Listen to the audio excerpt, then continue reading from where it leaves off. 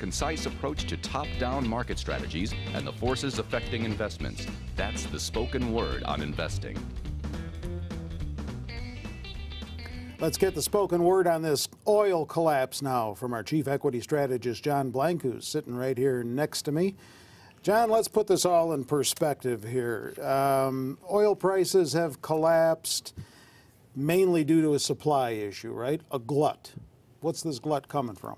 The glut's coming from the Saudi Arabians, and it's the price action being so similarly flat and down for so long tells you, while there's multiple causes in the oil market from demand and supply, the bottom line is it's such a clear picture, and it's driven by one cause more than any, which is the Saudis.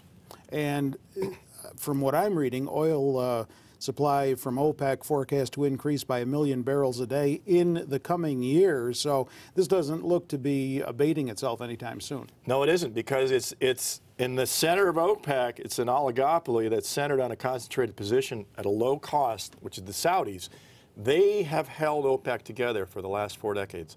And when people come to the meetings, for OPEC meetings, they get spoken to, and when the U.S. wants to talk to OPEC, they deal with the Saudis.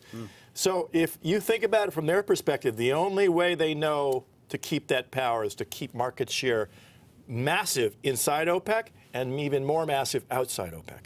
So that's why they're just pumping oil. They're saying, hey, you know what? We want to stay relevant to everybody. So what has to happen here for oil to find its footing again? Well, we have to see something in the Middle East that gets the Saudis to get comfortable with a new regime where they don't have to produce so much oil.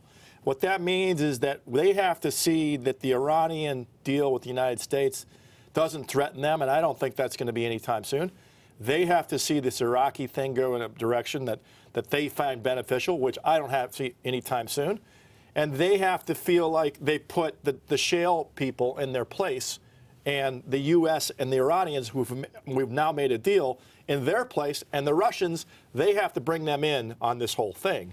So they have so many moving parts and so much skepticism. It's very hard to say they're going to pull back. But at the end of the day, it's totally political there.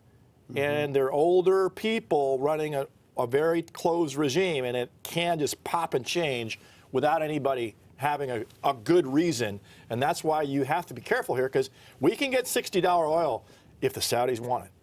Meantime, oil companies are really in a jackpot. I mean, they've got a lot of debt, and if this oil price decline for the crude continues for a prolonged period of time, might they be in danger of default?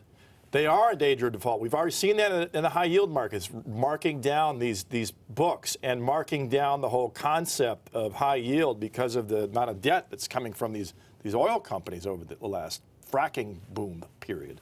So, yeah, we've got to worry about this. And the thing you got to say to yourself is it's not like $36 a barrel oil wasn't the fear a year ago. So the only good news in this whole thing is there's been a year of discussion between the banks who hold this debt and these firms who've issued it. You have to figure they can extend maturities and ride this thing out for at least a couple of years. So to the positive side of it is bankers don't want to lose money, and they will give you a deal and keep you in the game if they think there's a couple years from now they're going to be fine. That may well be the case. So now we got another group, the bankers, with another set of tools, you know, rotating payments, deferring payments, putting balloon payments out 5 years from now, keeping people alive. They don't want to shut these guys down. So that can go on for 2 years too. And I've looked into the materials complexes, the big steel companies and the copper players. They're all putting off investments, but they're mothballing them. They're just saying, hey, 2 years from now, maybe we'll get back in this again. And that's the problem here. Nothing's really being put to bed. So going into the new year, this whole situation could really be another drag for the stock market. It's going to be a drag for the stock market until we see the Saudis change direction. And nobody knows when that is. And they're not saying. And they're not saying. And so we're here, and you know, you can't be too negative, because people will look forward and they'll have some information and trade on it. But you have to say, hey, you know, until the trend changes, I think the strategy's in place. you can't, as a retail person, bet that anything but the oil and materials companies are going down until told otherwise. All right, so oil stocks at this point not even a consideration in your mind. It's just not a safe place, and you shouldn't do things without having a safe understanding of this, and therefore just stay away. You can congratulate yourself on making this great call, but half the time you're going to be wrong early. All right, thanks, John, for that.